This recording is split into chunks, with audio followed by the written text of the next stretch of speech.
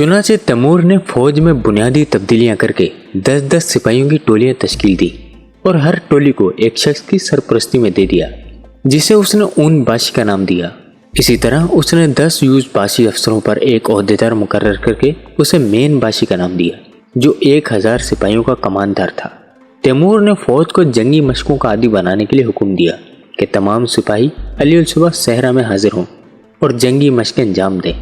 दरअसल इससे पहले अमीर याखमान की फौज में ऐसी मशकों का कोई रवाज न था और फौजी जर्क बर्क लिबास में घूमने के आदी हो चुके थे। कई तो सारा दिन पड़े ऊँगते रहते। तैमूर ने हुक्म दिया कि तमाम फौजी न सिर्फ हर रोज मशकों में हिस्सा लें, बल्कि इनकी नमाज भी किसी सूरत तर्क न होने पाए।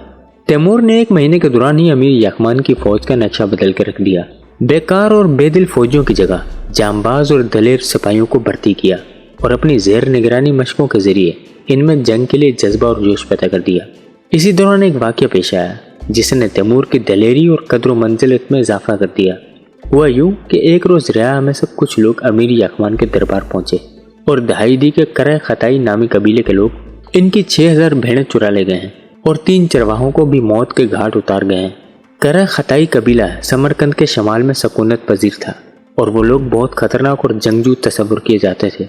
इससे पहले कि अमीर याखमान कुछ कहता, तैमूर आगे बढ़ा और बुलंद आवाज में कहा, मैं जाता हूँ और लुटेरों को सजा देकर चुराई हुई भेड़ें वापस ले आता हूँ। अमीर याखमान ने तैमूर से कहा, तैमूर ये कोई मजाक नहीं है। कबीला खताई के लोग इंतहाई खतरनाक हैं और इनके पास 20,000 की तादाद में जंगजू मौजूद हैं। तैमूर ने निडर अंदाज में जवाब दिया, मुझे कोई डर नहीं, मैं हर हाल में भेड़ें छुड़ा कर ले आऊँगा। आप सिर्फ 200 सवार साथ ले जाने की इजाज़त दें, मैं यकीन दिलाता हूँ अपने कहे अल्फाज पर पूरा उतरूँगा।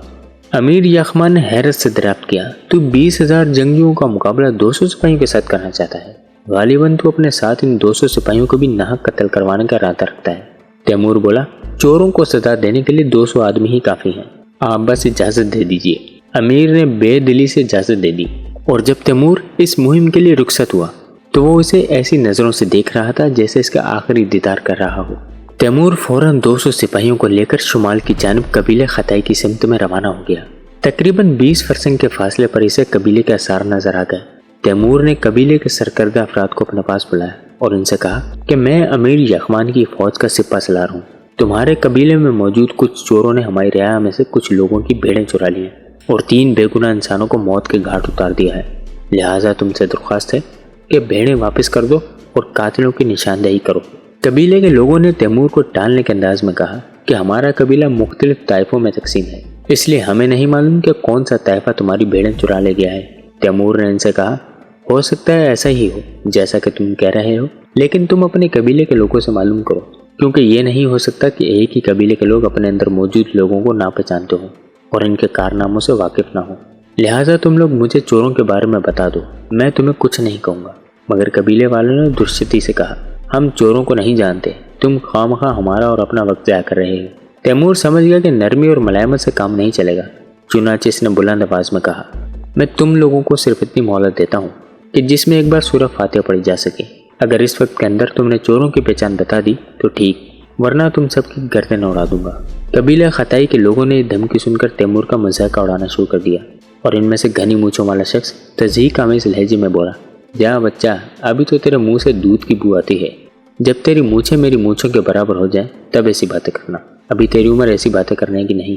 तैमूर ने फौरन अपने सिपाहियों को हुक्म दिया कि उस घनी मूछों वाले शख्स को पकड़कर खेमे से बाहर ले जाएं। जब इसे बाहर ले जाया गया तो तैमूर ने अपने सिपाहियों को हुक्म दिया कि इसे नीचे बिठाकर खुद पीछे हट जाएं। इस शख्स के दीगर साथी हैरत से सारा माजरा देख रहे थे। उससे पहले कि वो कुछ जान पाते, तैमूर ने अपनी तलवार बरामद की और इस घनी मूछों वाले शख्स के ज़मीन से उठने से पहले ही अपने उस्ताद शमर तरखान के बताए हुए असूलों के मुताबिक इसकी गर्दन पर फार किया। शमर तरखान ने तैमूर को बताया था कि तलवार को पूरी जिस्मानी कुव्वत से चलाना चाहिए ताकि दुश्मन की हड्डी तक कट जाए। चुनांचे इसने पूरी कुव्वत से तलवार चलाई थी, जिसने इस घनी मूछों वाले शख्स की गर्दन के गोश्त के अलावा हड्डी को भी इस तरह काट दिया कि शख्स का सर लड़कता हुआ दूर जा गिरा और खून गर्दन की रगों से फुहारे की मानत उबलने लगा। तैमूर ने जब इस शख्स की गर्दन से उबलते खून के फुहारे को देखा तो इसे एक अजीब तरह की लज्जत का एहसास हुआ और वो कैफ और सरूर के एहसास में डूब गया। इसके लिए ये मंजर बिल्कुल नया और हैरत अंगेज था। यही वजह थी कि वो कुछ देर इसी मंजर को देखने में महव हो गया। इसे ये खबर ही ना रही کہ مقتول کے باقی 4 ساتھی اس پر حملہ ہو گئے ہیں۔ بالکل آخری لمحات میں سے پتہ چلا تو وہ اپنے آپ کو بچاتا ہوا دفاع کرنے لگا۔ پھر اس نے اپنے سپاہیوں میں سے ایک کو کہا کہ وہ اپنی تلوار اس کی طرف پھینکے۔ اگرچہ تیمور پر 4 طاقتور آدمیوں نے حملہ کیا تھا، مگر اس نے اپنے ساتھیوں سے مدد نہیں مانگی اور انہیں حکم دیا کہ وہ ایک طرف کھڑے رہیں، وہ خود ان سے نپٹ لے گا۔ تیمور نے دونوں ہاتھوں سے تلوار چلاتے ہوئے ان 4 آدمیوں پر چابک دستی سے حملہ کیا تو وہاں موجود اس کے ساتھی اش کر اٹھے۔ اس کے دونوں ہاتھ ایک جیسی مہارت سے چل رہے تھے۔ وہ ایسی زبردست تکنیک سے تلواریں چلا رہا تھا کہ جیسے ہاتھوں میں پکڑی تلواریں اس کے جسم کا ہی حصہ ہوں۔ خود تیمور کو بھی یہ محسوس ہو رہا تھا جیسے اس کے مد مقابل اس کے مقابلے میں ایک اناڑی بچے کی حیثیت رکھتے ہیں۔ جلد ہی اس نے ان میں سے ایک شخص کے سیدھے ہاتھ پر وار کیا تو تلوار اس کے ہاتھ سے چھوٹ کر دور جا گری اور وہ کراہتا ہوا زمین پر بیٹھ گیا۔ اس کے ساتھ ہی باقی 3 افراد کی آنکھوں میں بھی خوف کے سائے لہرانے لگے اور وہ جان گئے کہ تیمور یا تو انہیں موت کے گھاٹ اتار دے گا یا پھر بری طرح زخمی کر دے گا۔ چنانچہ انہوں نے ترکی زبان میں تیمور سے پناہ طلب کی۔ تیمور نے حکم دیا کہ وہ تلوار زمین پر پھینک دیں اور دور ہٹ جائیں۔ تینوں نے پیروی کی اور ہتھیار پھینک کر جان بخشی کی التجا کرنے لگے۔ تیمور نے اپنے ساتھیوں کو حکم دیا کہ وہ ان 4 کی تلواریں ضبط کر لیں۔ پھر اس نے ان 4 کو خیمے میں داخل ہونے کا حکم دیا اور انہیں اجازت دی کہ وہ اپنے زخمی ساتھی کے زخم باندھ سکتے ہیں۔ جب ان کا کام ختم ہو گیا تو تیمور نے ان سے کہا، تم لوگوں کو اب یقیناً پتہ چل گیا ہوگا کہ میرے منہ سے دودھ کی نہیں بلکہ خون کی بو آتی ہے۔ اگر اب بھی تم نے مجھے چوروں کی شناخت نہ بتائی تو میں تم سب کو ایک ایک کر کے ذبح کر ڈالوں گا۔ وہ 4 کہنے لگے، با خدا ہم چوروں کو نہیں جانتے، مگر اتنا معلوم ہے کہ ان کا تعلق قبیلہ آقا مربوج سے ہے۔ تیمور نے ان سے پوچھا، قبیلہ آقا مربوج کا سردار کون ہے؟ جودت گولتو ان میں سے کراتے ہوئے بولا۔ تیمور نے ان سے کہا، ٹھیک ہے، مگر میں تم لوگوں کو یرغمالیوں کے طور پر اپنے ساتھ لے جاؤں گا اور وعدہ کرتا ہوں کہ قبیلہ آقا مربوج میں چوروں کی شناخت کے بعد تمہیں آزاد کر دوں گا۔ پھر اس نے اپنے سپاہیوں کو حکم دیا کہ وہ ان 4 کو گھوڑے پر باندھ دیں۔ جب وہ روانہ ہونے لگے تو تیمور نے محسوس کیا کہ اس کے سپاہی سے فخر اور تحسین بھری نظروں سے دیکھ رہے ہیں۔ وہ جان گئے تھے کہ ان کا سپہ سالار ایک کمسن اور کم عمر جوان ضرور ہے مگر نالائق اور بزدل نہیں۔ وہ لوگ سپہر کے قریب آقا مربوج قبیلے کے رہائش گاہ تک پہنچ گئے۔ اب ان کے سامنے خیموں کا ایک شہر آباد تھا۔ تیمور نے وہاں سے گزرنے والے ایک شخص سے دریافت کیا کہ جودت گولدو کا خیمہ کہاں ہے۔ اس نے دور ایک خیمے پر نصب سفید قبہ کی طرف اشارہ کرتے ہوئے بتایا کہ وہ سفید قبہ جودت گولدو کے خیمے پر نصب ہے اور وہ وہیں رہتا ہے۔ تیمور نے اپنے ساتھیوں کو اشارہ کیا اور وہ سب گھوڑوں کو ہوا کے دوش پر دوڑاتے ہوئے جودت گولدو کے خیمے کے سامنے پہنچ گئے۔ تیمور اپنے گھوڑے سے اترا اور یرغمالیوں میں سے جو شخص جودت گولدو کو پہچانتا تھا اسے لے کر اندر داخل ہو گیا۔ یرغمالی نے کچھ کہے بغیر ایک معمر شخص کی طرف اشارہ کر دیا جو اپنے 2 بیٹوں کے ساتھ خیمے میں بیٹھا ہوا تھا۔ اس سے پہلے کہ ان لوگوں کی حیرت ختم ہوتی، تیمور نے اپنے سپاہیوں کو اشارہ کیا جنہوں نے آگے بڑھ کر جودت گولدو اور اس کے دونوں بیٹوں کو گرفتار کر لیا اور ان کے منہ کس کر باندھ دیے۔ اس سے پہلے کہ دوسرے خیموں تک خبر پہنچتی، تیمور اور اس کے ساتھی جودت گولدو اور اس کے بیٹوں کو لیے خیموں سے دور آ گئے۔ تیمور جانتا تھا کہ اگر وہ اہل قبیلہ کے نرغے میں آ گئے تو یقیناً مارے جائیں گے، اس لیے وہ جلد سے جلد خیمہ گاہ سے دور ہٹ جانا چاہتا تھا۔ جب وہ کافی دور نکل آیا تو تیمور نے ٹھہرنے کا حکم دیا اور جودت گولدو کے منہ پر بندھا کپڑا کھولتے ہوئے اپنا تعارف کروایا۔ جودت گولدو کی عمر 60 سال کے لگ بھگ تھی اور وہ خاصا صحت مند تھا۔ وہ ساری بات سمجھ چکا تھا، اس لیے تیمور سے پوچھنے لگا، تم مجھ سے کیا چاہتے ہو؟ 6000 بھیڑیں اور 3 چرواہوں کا خون بہا۔ تیمور نے مختصر الفاظ میں جواب دیا۔ جودت گولدو نے انجان بننے کی کوشش کی۔ اس پر تیمور نے اسے تہمکانہ لہجے میں مخاطب کرتے ہوئے کہا، دیکھ جودت، میں جانتا ہوں کہ تو اپنے قبیلے کا سردار ہے اور یہ ناممکن ہے کہ تیری مرضی اور رضامند کے خلاف تیرے قبیلے کے لوگ سمرقند سے 6000 بھیڑیں چرا لائے ہیں اور 3 انسانوں کا قتل بھی کر دیا ہے۔ لہٰذا تیری بہتری اسی میں ہے کہ تو میرا مطالبہ مان لے، ورنہ اگر تو نے میری بات نہ مانی تو میں تیرے سامنے پہلے تیرے بیٹوں کو موت کے گھاٹ اتاروں گا اور پھر تجھے بھی قتل کر دوں گا۔ جودت گولدو نے دھمکی نظر انداز کر دی اور تیمور کے ساتھیوں کو بغور دیکھنے لگا اور کہنے لگا، آیا تو جانتا ہے کہ میرے قبیلے میں کتنے جنگجو موجود ہیں؟ نہیں، تیمور نے لاپرواہی سے جواب دیا، 5000۔ اس نے 5000 پر خاص طور دیتے ہوئے کہا، اگر تو مجھے یا میرے بیٹوں کو کسی قسم کا نقصان پہنچائے گا تو وہ تجھے اور تیرے امیر کو زندہ نہیں چھوڑیں گے۔ تیرے جنگجوؤں کی تعداد 5000 تو کیا 5 لاکھ بھی ہو تو میں تجھے اور تیرے بیٹوں کو ضرور قتل کر دوں گا، ماں سوائے اس کے تو بھیڑیں واپس کرے اور خون بہا ادا کرے۔ تیمور نے پرعزم لہجے میں کہا۔ اپنی بات کو سچ ثابت کرنے کے لیے اس نے حکم دیا کہ جودت کے بڑے بیٹے کی گردن پر رسی لپیٹ کر دونوں طرف سے کھینچی جائے۔ تیمور کے سپاہیوں نے ایسا ہی کیا اور پھر اس وقت جب کہ جودت کا بیٹا کسی ذبح شدہ پرندے کی طرح پھڑپڑا رہا تھا، جودت گولدو چیخ اٹھا ठहरो, देता हूँ, रुक जाओ। तैमूर ने इशारा करके अपने सिपाहियों को रुकने का हुक्म दिया और कहा कि वो लड़के की गर्दन से रस्सी खोल दें। लेकिन जब रस्सी खोली गई तो बहुत देर हो चुकी थी। जोतित का बेटा इसी लम्हे जमीन पर गिरा और दम तोड़ दिया। गालिबन इसका दम घुट गया था। जोतित गोल्तू ने अपने बेटे का अंजाम देखा तो बेख्तियार दोनों घुटनों पर सर पीटने लगा, फिर चेहरा छुपाकर जारो जार रोने लगा। तैमूर ने अपनी तलवार म्यान से निकाले बगैर इसे 2-3 मरतबा टहका दिया और कहा, ए जिन सख्त इंसान, अगर तू इतना ही कमजोर दिल है कि औरतों की तरह आंसू बहा रहा है तो तूने पहले क्यों कर चोरी करने और कत्लनाक की जिसारत की। अब तो सुन ले कि अगर तूने अब भी मेरी बात ना मानी तो मैं अभी तेरे दूसरे बेटे का भी वही हाल करूंगा जो पहले का किया है। लिहाजा अगर तू उसे जिंदा देखना चाहता है तो भेड़ें वापस कर और 3 इंसानों के कत्ल का खून बहा भी अदा कर दे। जोतित गोल्तू ने चेहरे पर से हाथ उठाया और आंसू बहाता हुआ बोला, खून बहा कितना होगा?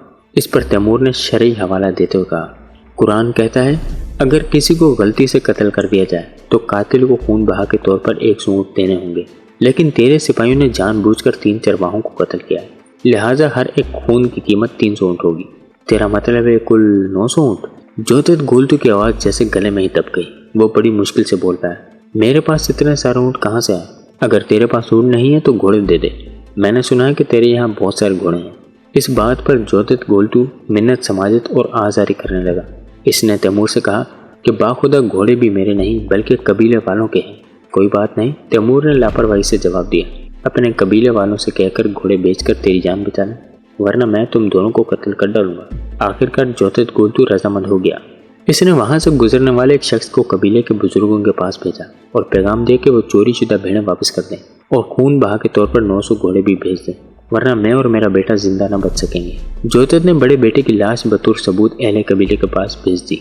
कबीले वालों ने ये सारा माजरा देखकर भेड़े और मतलूबा घोड़े तैमूर के हवाले कर दिए, मगर इसने फिर भी जोतित गोल्तू और इसके बेटे को रहा नहीं किया, बल्कि अपने 100 सिपाहियों को ये जिम्मेदारी सौंपी कि वो भेड़े और घोड़े लेकर समरकंद पहुंचे और खुद बकिया 100 सिपाहियों के साथ वहीं ठहर गया। जोतित गोल्तू और इसका बेटा इस वक्त तक जरगमाल बने रहे जब तक समरकंद से भेड़े और घोड़े बहिफाजत पहुंचने की खबर न आ गई। फिर तैमूर ने इन दोनों को आज़ाद कर दिया और खुद बाकी सिपाहियों के साथ तेजी से समरकंद की जानिब रवाना हो गया। इससे पहले कि तैमूर और इसके सिपाही कबीला खताई की हदूद से आगे बढ़ते, तैमूर की नज़र एक नौजवान लड़की पर पड़ी जो अपने खेमे से बाहर खड़ी इनके गुजरने का तमाशा देख रही थी। इस लड़की को देखकर अचानक तैमूर की हालत दगरगूं हो गई और इसे अपने अंदर एक अजीब सी तब्दीली महसूस होने लगी। तैमूर का दिल जो बड़े से बड़े हादसों और खतरनाक मरहलों पर भी ना लरसता था, अचानक जोर जोर से धड़कने लगा। तैमूर जब खेमे के सामने से गुजरा और पलट कर देखा तो इसने महसूस किया कि लड़की की निगाहें सिर्फ इस पर जमी हुई हैं। इन निगाहों में ना जाने कैसी कशिश थी कि तैमूर चाह कर भी इस लड़की के चेहरे से नजरें ना हटा सका। वो जब भी पलट कर देखता तो लड़की की निगाहों को अपने ताकुब में पाता। जब वो लड़की नजरों से ओझल हो गई तब भी तैमूर को ऐसा लगा कि जैसे इसकी तस्वीर जहन से महव नहीं हो रही, और बहुत कोशिश के बावजूद वो इस लड़की की मोहनी सूरत को भूल नहीं पा रहा। तैमूर की रूह एक अजीब लज्जत से सरशार होने लगी जिसका तजर्बा से इससे पहले हरगिज नहीं था। इसका अजब हाल था, राह चलते से हर चौखट पर वही लड़की नजर आती, फिर अचानक इस पर एक दूसरी कैफियत ने गलबा पा लिया। उसे शदीद नेदामत का एहसास होने लगा। उसे अपने आप से नफरत होने लगी क्योंकि इसके अंदर यह ख्याल जागज़ीन हो गया था कि कमज़ोर सी लड़की ने इस पर गलबा पाकर इसकी हालत कर दी है। इसे यूं महसूस हुआ कि इसकी सारी बहादुरी और ताकत एक नाजुक अंदाम लड़की की निगाहों से निकलने वाली शुआओं के ज़रिए पिघल कर बह गई है। तैमूर झुंझलाकर कभी घोड़े को लगाता और कभी खींच लेता। इसकी फौज के सिपाही हैरान थे कि ये क्या हो रहा है। तैमूर इनकी आंखों की ताप ना लाकर अंदर ही अंदर बीचों ताप खा रहा था और उसके अंदर ये ख्याल जागज़ीन होने लगा था कि तलवार न्याम से निकालकर खुद अपने पीठ पर घुंप ले। वो सारी जिंदगी अपने ज़मीर और मर्दाना गुरूर के सामने इतना नादम नहीं हुआ था। बहरहाल इसी सूरत हाल में वो लोग समरकंद पहुंच गए। तैमूर ने अमीर यखमान को अपनी कारगुजारी की रिपोर्ट पेश की और भेड़े और घोड़े इसके हवाले कर दिए। अमीर यखमान इस कारनामे पर हैरत में गर्क हो गया और कहने लगा, तैमूर, तूने जो कारनामा अकेले अंजाम दिया है, बहुत से बहादुर मिलकर भी ऐसा काम नहीं कर सकते थे। फिर इसने खुश होकर 100 घोड़े तैमूर को बतौर इनाम दे दिए